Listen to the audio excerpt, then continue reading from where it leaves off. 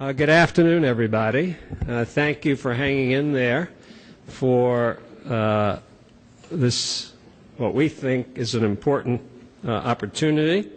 I'm Al Sommer, and I'm delighted you've joined us for ARVO's celebration of the third Antonio Champalimaud Vision Award.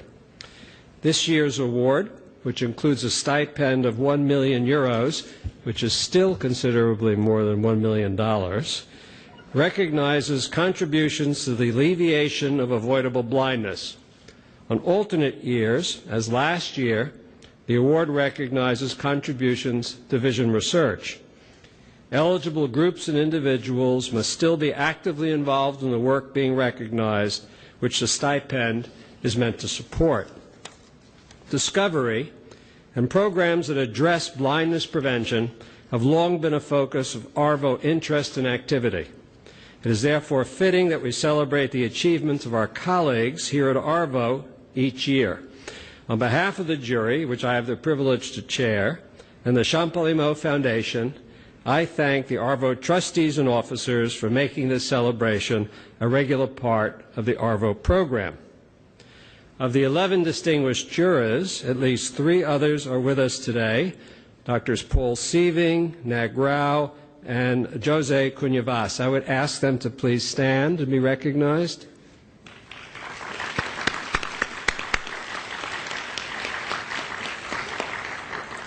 We received 64 nominations for the 2009 Champalimaud Vision Award, recognizing contributions to the prevention and cure of avoidable blindness in disadvantaged communities. These included international NGOs working globally, like Helen Keller International, this year's laureate, uniquely successful multinational regional collaborations, like the African Program on Onchocerciasis Control, APOC, and innovative programs for the delivery of eye care services, like the Aravan Eye Care System, which received the first Champalimaud Vision Award in 2007. Helen Keller International is recognized for its decades-long leadership of the global control of vitamin A deficiency, a devastating condition responsible for blinding and killing more than 1 million children every year.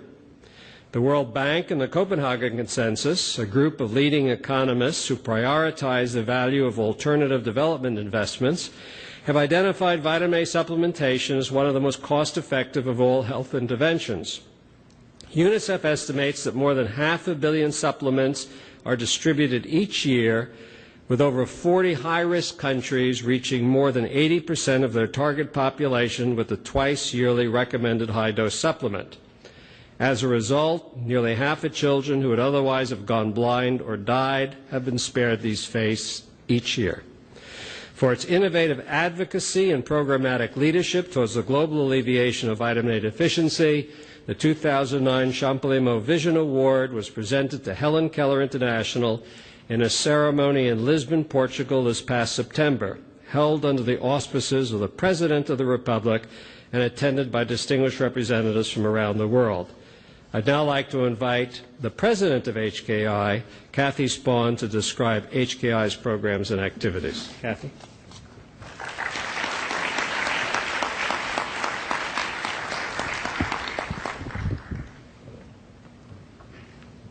Just familiarizing myself, I'm not a PowerPoint queen. I also want to start out by recognizing one person in the audience, a member of our Board of Trustees, Dr. Ann Coleman. We have an amazing Board of Directors, and that allows me to do what I do in leading HKI. So thank you, Ann. And I have to say, I still pinch myself about this award. It's been amazing for HKI, both the recognition and the amazing generosity. And even though you might think, gee, you could figure out how to spend €1 million quickly, it can really go a very, very long way. And I'll be talking about that a little bit later. I want to start, though, talking about vitamin A, which Al has given an overview of, since that was at the root of the recognition we received from Champalimaud. All of you are here at ARVO, so you know that loss of sight is a tragedy, but it is especially a tragedy for a child. And it's even more of a tragedy when it could have been prevented, which is so often the case with vitamin A deficiency. It is the #1 cause of preventable blindness in children, still. More than 5 million children still have reduced vision linked to vitamin A deficiency, and at least 350,000 children will go blind because of it. In fact, it represents 70% of all new cases of childhood blindness annually, so that's pretty staggering. About a year ago this month, I visited a school in Sierra Leone for the blind. The school had run out of funding, so it couldn't keep feeding and housing all of the students. So all of those students who didn't have exams to take went home or to other extended family members where they could be taken care of. So I met these students who had exams, and they were determined to stay and study even with meager food so that they could make something of their lives and move ahead. 80% of the children in this school in Bo, Sierra Leone, were blind because of measles. If they'd had enough vitamin A growing up, that would not have been the case. We know that these kids are the lucky ones. Most children who've lost their vision to measles die within a year of having lost their vision, because if vitamin A deficiency is severe enough, as Al said, to cause a loss of sight, it means it's severe enough to weaken the immune system so that these children can't fight off common illnesses like measles and diarrhea, illnesses that should never be fatal. Many years after Helen Keller International began our primary focus on nutritional blindness in children, the link between vitamin A deficiency and childhood blindness was definitively proven, using our program as a basis for that research. But even more startling was the groundbreaking discovery during these studies that vitamin A deficiency not only leads to blindness, but significantly increases child mortality. Because it boosts the immune system, vitamin A is critical for the survival and physical health of children who are exposed to disease.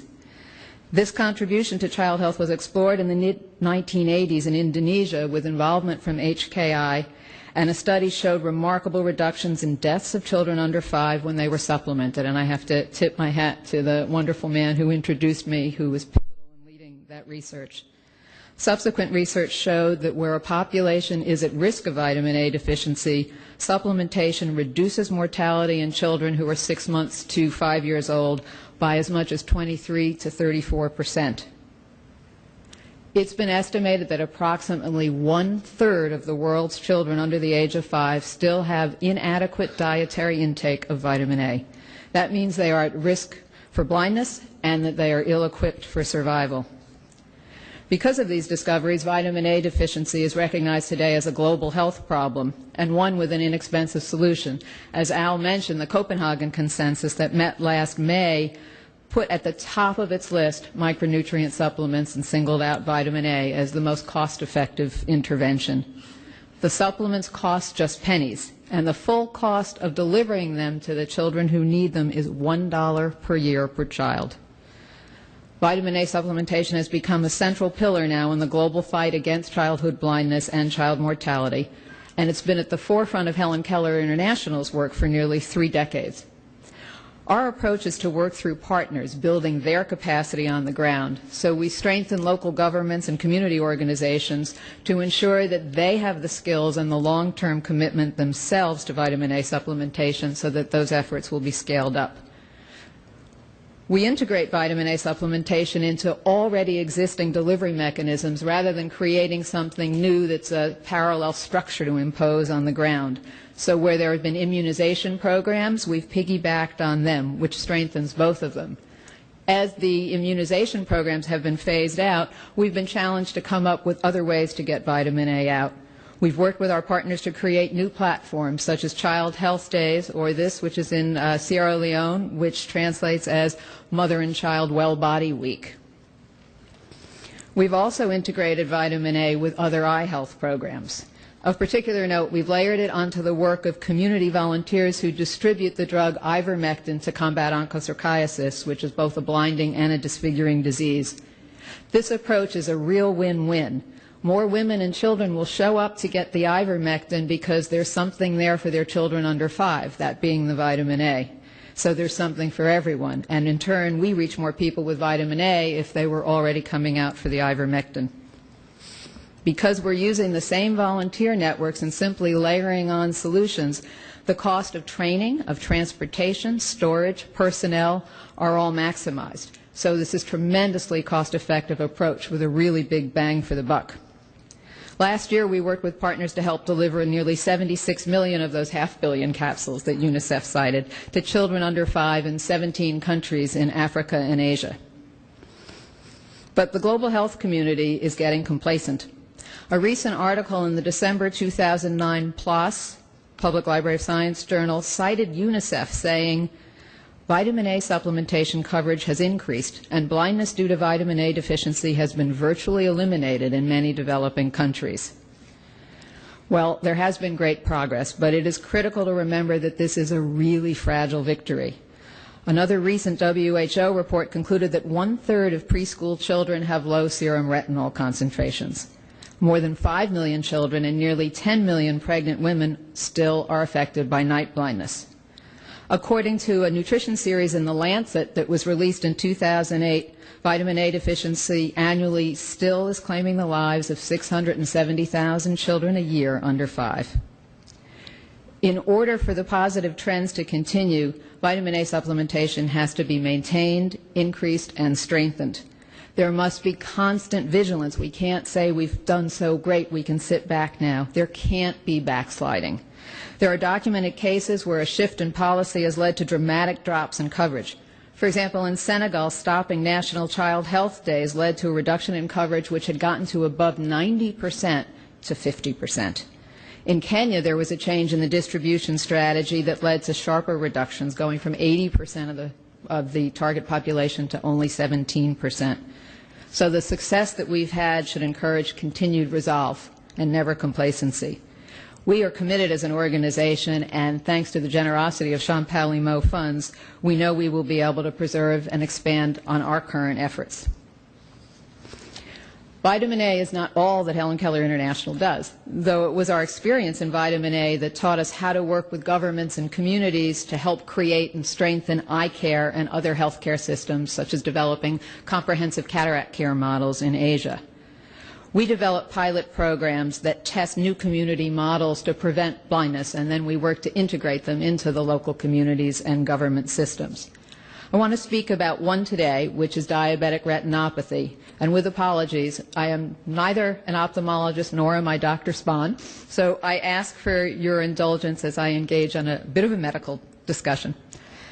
According to the International Diabetes Federation, diabetes affects 285 million people, which is about 6.5% of the world's adult population. That's expected to increase by more than 50% in 20 years. And even in speaking with folks here, I hear people say, yes, but this mostly happens in the Western world. But in fact, the major burden of the disease is born in the developing world, where they don't have the means to identify it, treat it, or manage it. A quote from our Secretary General: "Cancer, diabetes, heart disease are no longer the diseases of the wealthy. Today they hamper the people and the economies of the poorest populations. This represents a public health emergency in slow motion." This is illustrated in this map from the World Health Organization that shows the countries with the largest number of individuals with diabetes. And if you can read the list of countries, 6 of the top 10 are developing countries. But these stats are continually being updated, and there was actually a recent study in the New England Journal of Medicine that challenged what had been widely held assumptions regarding the scale of the problem. Up until then, this map was assumed to be accurate, but this new study that used more precise diagnostic tools found that the problem was more severe in China than anybody had an idea of. 1 in 10 Chinese adults already have diabetes. Another 16% are on the verge of developing it. That means there are 92 million diabetics in China. So China is home to the largest number of diabetics in the world, overtaking India.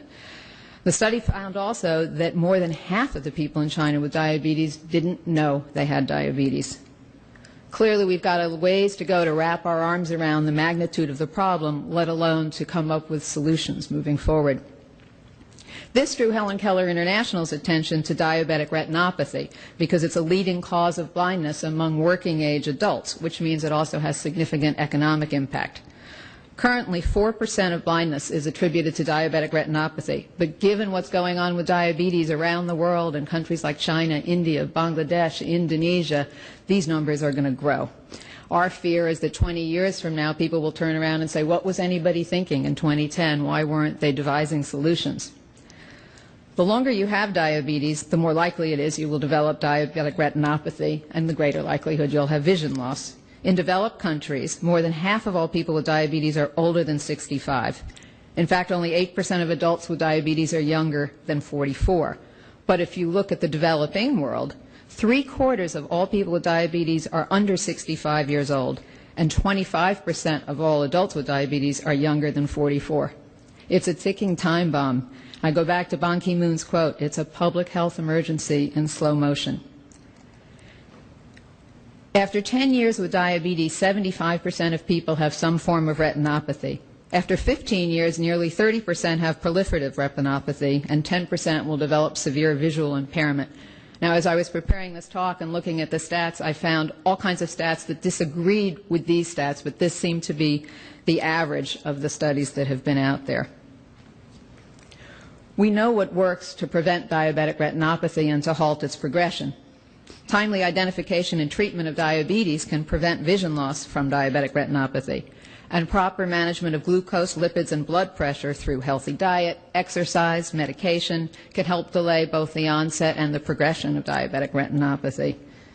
Studies show that intensive glucose therapy reduces the onset of diabetic retinopathy by 75%, and that control of blood pressure also reduces the risk of developing retinopathy.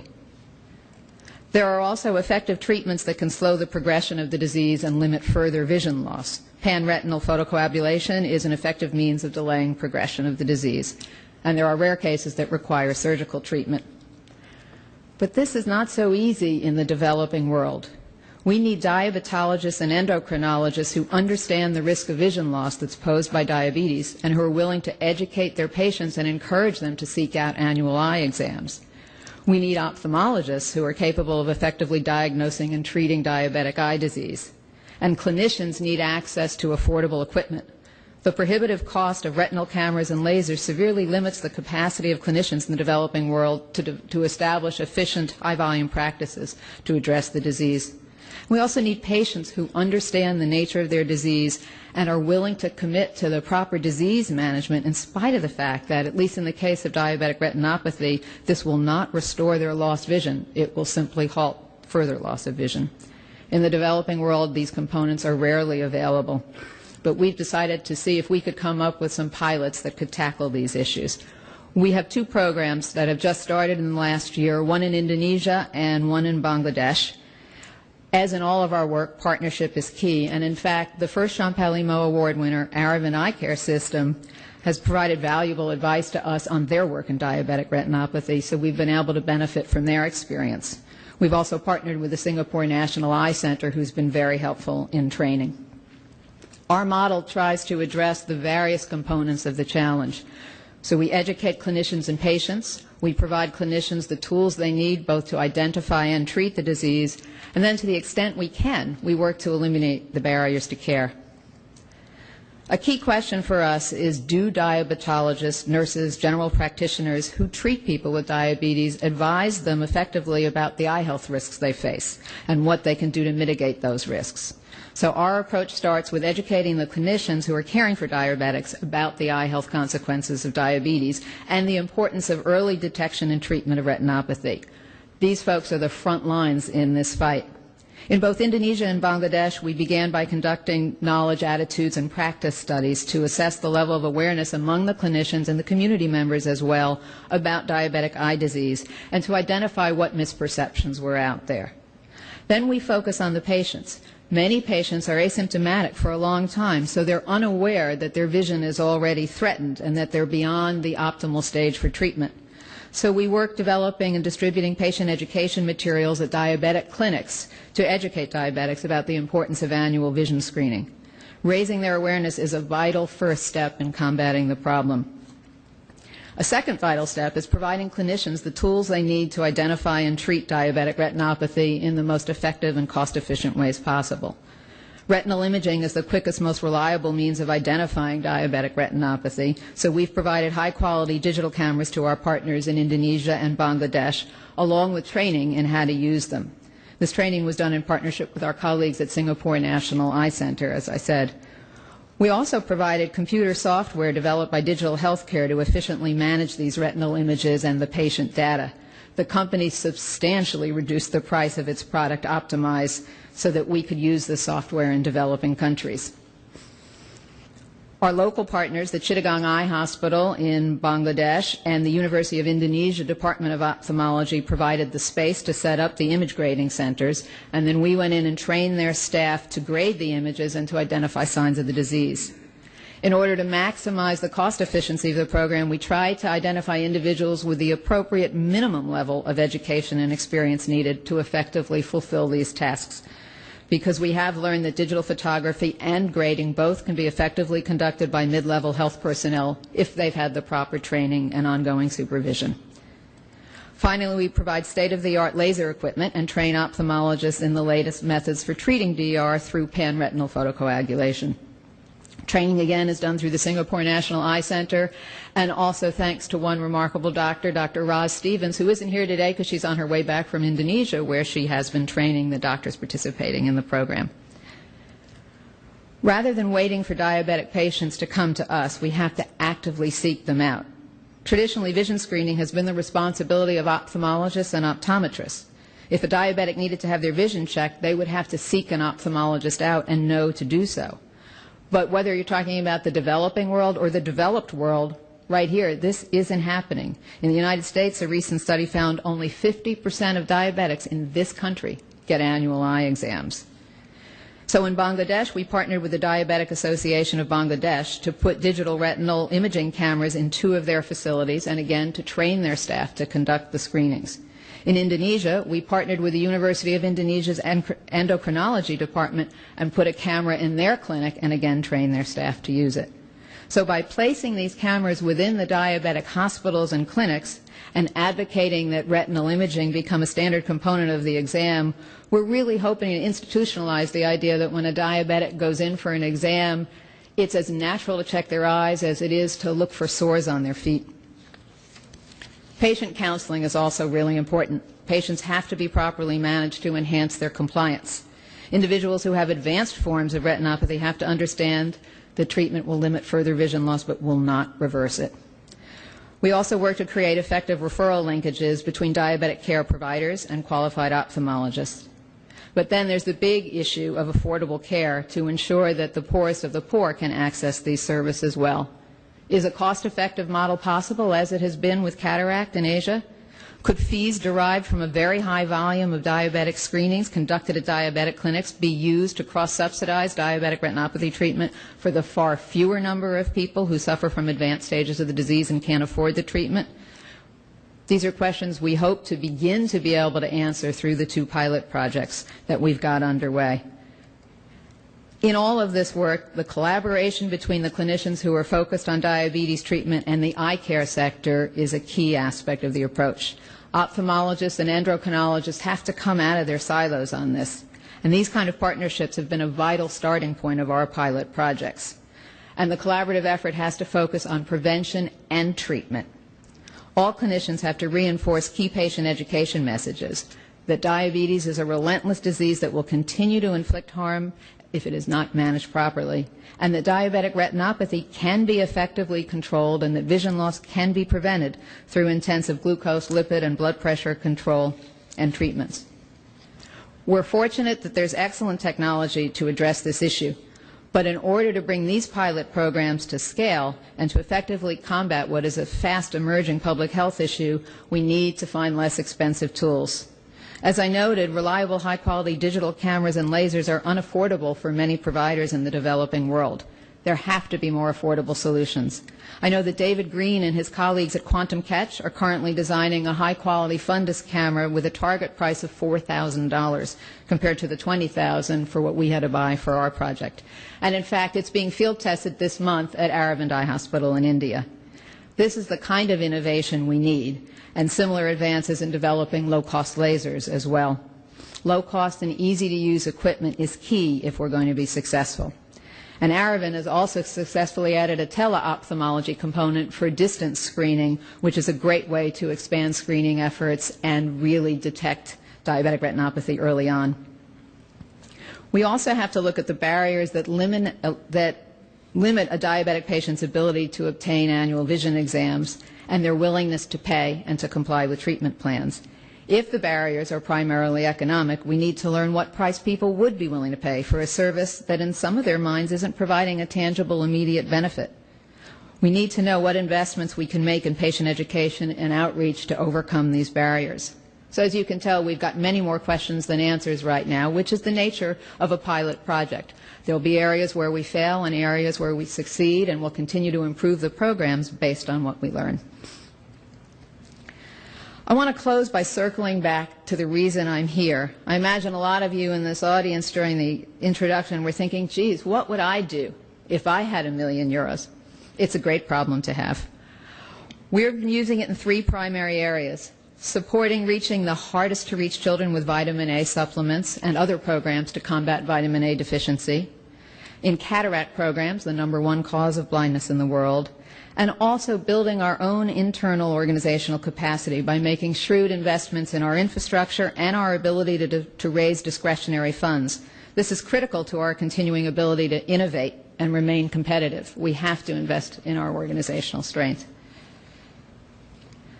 In the Asia-Pacific region, we will focus on several pilots that reach the hardest to reach with vitamin A. That last 10 to 20% of the population who've been missed with the first efforts and current strategies. Children who are 6 to 11 months old, so they're not yet in the healthcare system, or children who live in remote rural areas or in crowded urban slums and have also kind of fallen off the charts, whether they're kids in the Chittagong Hill Tracts in Bangladesh, very remote and rural area with very tough terrain, or children in the urban slums in Nepal, as in this picture in Kathmandu, where there's no system for tracking inhabitants. The slum is growing at a rate of 6% a year, and there's no sense of who lives there, what families, and what the issues are. This award is going to allow us to design and test strategies to reach these overlooked children. We also are going to make a highly leveraged investment in building long-term nutrition capacity in West Africa, including focusing on vitamin A through participation in a regional training effort with UNICEF and the West African Health Organization. And we're going to be looking at our work in homestead food production, which is a sustainable way of ensuring vitamin A is in the diet along with other essential nutrients. Actually, later this month, we're hosting an agency-wide strategic review and planning meeting about homestead food production to review recent learnings and new challenges. We've got a tremendous window of opportunity right now as the U.S. government and other donor governments and now the Bill Gates Foundation had developed a heightened interest in solutions that are combining agriculture, food security, and nutrition. Too often nutrition has been missing from those. It's about the economy or it's about calories. So there's a great opportunity now to come in with these kind of interventions. Another great one is orange flesh sweet potato. 1/2 of an orange flesh sweet potato gives a child their daily requirement of vitamin A. So we've been working with an organization called the International Potato Center. We've worked with them in Mozambique, where we're integrating work with orange flesh sweet potato into a school health platform. There's also a new project funded also by Gates called SASHA, Sweet Potato Action for Security and Health in Africa. And if you haven't tasted one of these real ones, they're delicious. Cataract has been a really tough area for us as funding has really dried up. We've traditionally turned to the foundation world, where assets are down due to the economy, and to the ophthalmic industry, which has been incredibly generous to our efforts. But they have been hard hit by the economy. So now we're going to be able to use some of the Champalimaud award funds as bridge funding for successful programs we have in China and Tanzania so that we don't have to shut them down for lack of a continuing donor. We're also exploring putting a fundraiser in Hong Kong to help raise money for our cataract programs in the Asia-Pacific region, and I've already had some visits there, and there's tremendous potential and interest in our work. Also, the pilot projects in diabetic retinopathy that I was talking about, as I said, we're taking risks in those projects. They're new. There are probably things we haven't thought of. This will provide great stopgap funding should we come up with needs that we did not anticipate in our original proposals. So I said we'll also be focusing on our own internal capacity on fundraising and communication. So we launched a new website in November, and now we're working hard to market the website so that more people visit it. We're developing e-communication tools such as an e-newsletter. Again, all of these efforts are about increasing discretionary funding to the organization. We'll also be developing a series of short corporate videos about the work of HKI, starting in Tanzania and most likely covering our work in orange flesh sweet potato in that country. And we'll be building infrastructure. We're traveling in Asia and delivered our first dozen high-quality PDAs to the staff in Nepal so that they can collect data in the field. We've purchased satellite phones for our offices in West Africa that are challenged by connectivity and communication. These may seem like smaller investments, but they go a really long way in terms of managing our programs and being able to scale up. So I'll leave you with a quote from our founder. "Optimism is the faith that leads to achievement. Nothing can be done without hope and confidence." And I have a deep thank you for the folks at Champalimaud for feeding our optimism with this amazing recognition and generosity. So big hand to Champalimaud.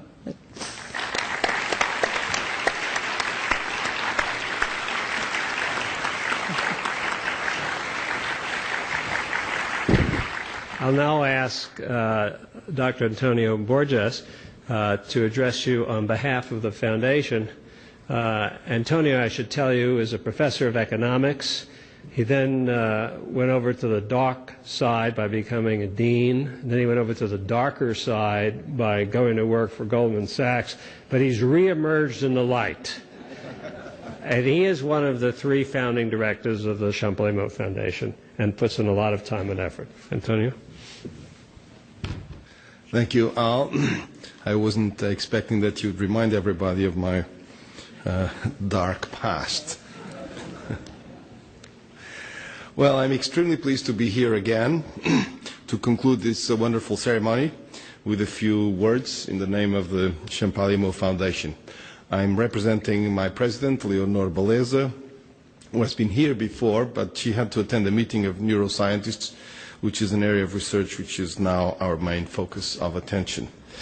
But her absence gives me the great privilege of participating in one of the most heartwarming moments of our professional lives. Very little can be added to what we just heard from Kathy Span, but I hope you will allow me some personal remarks on the achievements of this amazing organization from someone who has spent a great deal of time studying organizations and working in management. You will all agree that the work that Helen Keller International is doing throughout the world deserves not only applause, but especially gratitude. When confronted with today's problems of poverty and suffering, in particular in an area such as blindness, where much can be done with substantial and fairly immediate results, we would like more and more action, more and more support, bigger and bigger efforts to help those in need.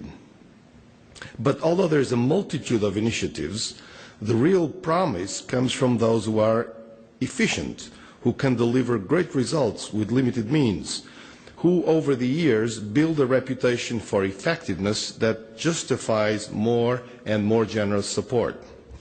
In this sense, Helen Keller International is exemplary. Not many organizations in the world can achieve great efficiency outside the standard model of the for-profit company. Very few organizations, even including those in the corporate world, can have a vast international reach without massive financial resources and a huge staff of specialists. And the standard rule of the typically efficient organization consists in focusing on something you do well and not disperse your efforts over a wide range of complex activities. Helen Keller International is the exact opposite of these textbook recommendations. A truly philanthropic organization, always dependent on the generosity of others to continue operating, it nevertheless maintains a global ambition to eliminate preventable or treatable blindness as well as undernutrition. A relatively small group of modestly paid people operate in 22 countries in the world, including some of the most problematic and under-resourced communities. And the model which delivers such amazing results combines a serious understanding of the relevant science, a very good grasp of nutrition complexities, the ability to combine dietary change with agricultural improvement, the competence to work with local governments and mobilize their energies, and the complete integration in local communities, which are then leveraged, as we just heard, to achieve much more ambitious goals than anyone else could hope for. When one pauses for a moment to reflect on the exceptional nature of this organization, on how it deviates from every single rule of modern management and yet reaches amazing peaks of efficiency, how it encompasses multicultural challenges that most of us would never been even aware of, how it developed the ability to deal with scientists, with governments, communities, and very poor people, and how it maintains a robust operation which justifies our continued confidence and support, we can only conclude that this is possible only because of very strong values and really outstanding people. And naturally, these two go together. There's a great deal of insight into some of the key issues we're confronted with nowadays as we observe the achievements of Helen Keller International. We live in a world of great uncertainty, trying to recover from massive economic and financial problems, not exactly knowing what we should change in our societies to provide more tranquility and maintain prosperity. Our governments all over the world struggle to put in place reforms, even when they have an electoral mandate to do it. Our economic and financial heroes, who were supposed to be the pillars of our prosperity, are clearly showing their own limits, either by acknowledging financial fractures that were unthinkable, or by being confronted with environmental problems, as is the case only a few miles from here, of a dimension and seriousness that are hard to comprehend. These challenges call for a higher priority to robustness in everything we do, less vulnerability to unforeseen events, some higher degree of risk aversion. I believe a lot can be learned about these issues by studying organizations such as Helen Keller International. A different model, a totally different set of motivations and incentives, a very high level of ambition, but also the ability to make it happen, and the build-up of a reputation which rewards those who make it possible, but also generates the necessary resources. Helen Keller International shows how far you can go by defining the right values, attracting the best people, and putting in place a sensible and collaborative model. I also believe that, like the Champalimaud Foundation, there are many philanthropic organizations out there whose mission is to support the most worthy causes and which have substantial resources to invest. Furthermore, philanthropy will continue to expand as more and more people wonder how to apply their vast wealth responsibly and how to give back to society at least part of what society gave to them. For those institutions and for those generous individuals, the key challenge is how to spend their money well. This is why Helen Keller International is of such importance to us. They prove that it can be done, that money will be well used, that results will be tangible and will have a far-reaching impact on millions of people. It is their success, their merit, their single-minded dedication that fuel philanthropy, motivate donors, and help us build a better world.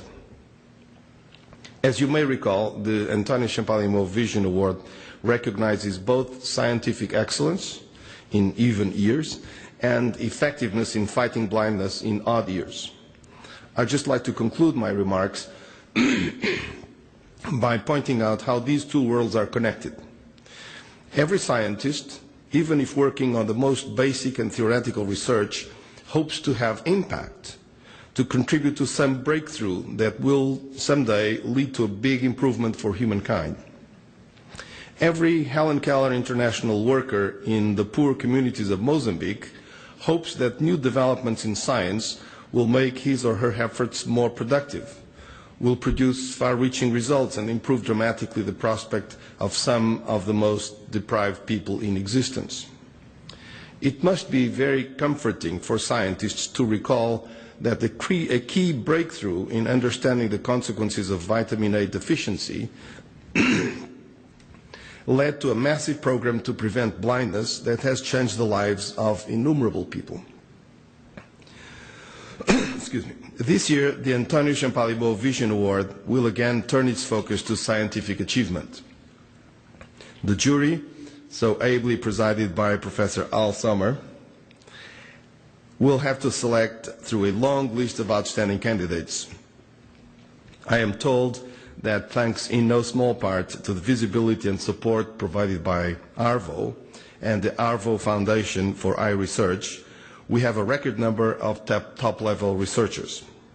The choice will not be easy, but it is comforting to know that among the criteria the jury will be applying, one focuses on what impact the research in question will have on the future of mankind. Thank you.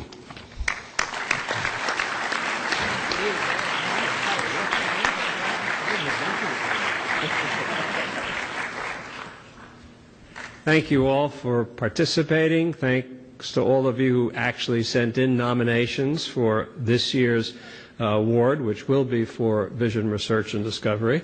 And now I'd like to invite all of you to join us outside for a reception.